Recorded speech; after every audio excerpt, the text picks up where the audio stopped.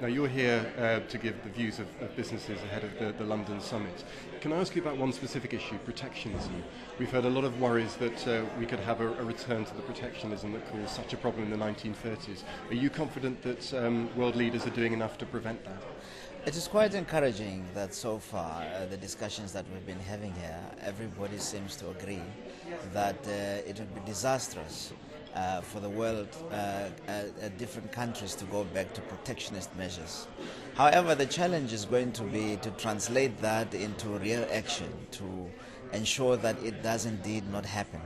And so we hope that the G20 summit will discuss ways of making sure that it indeed does not happen, that we do not retreat back to protectionist measures of the 1930s, because as we know they were quite disastrous for the world economy. Now, the International Monetary Fund yesterday said we're in the worst recession since the Second World War. How badly are businesses in South Africa and Southern Africa affected?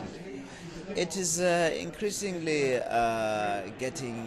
we're getting hit increasingly because, as you know, it is now hitting us with a lag, because we were not in the center of the storm, but with a lag because of demand for our products. Exports has decreased.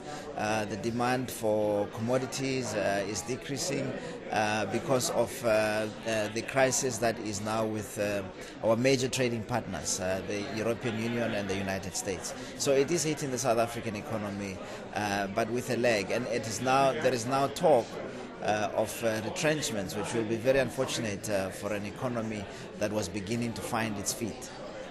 We're just 2 weeks away from the London summit of the G20 heads of state here in London. Yes. What one thing or two things do you really want to see them achieve in order to restore economic growth? Well, the other thing is the ability for lending. So we hope that lending can be restored, because that is very important for business.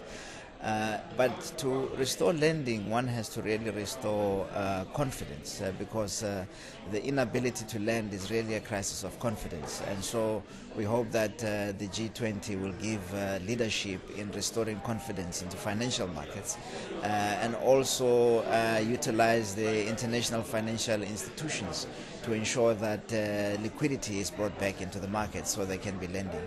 But secondly is the reform of the Bretton Woods system, the Bretton Woods institutions, the international financial institutions, to make them more representative, especially of the countries of the South, so that we can all participate in dealing with the crisis as equal partners.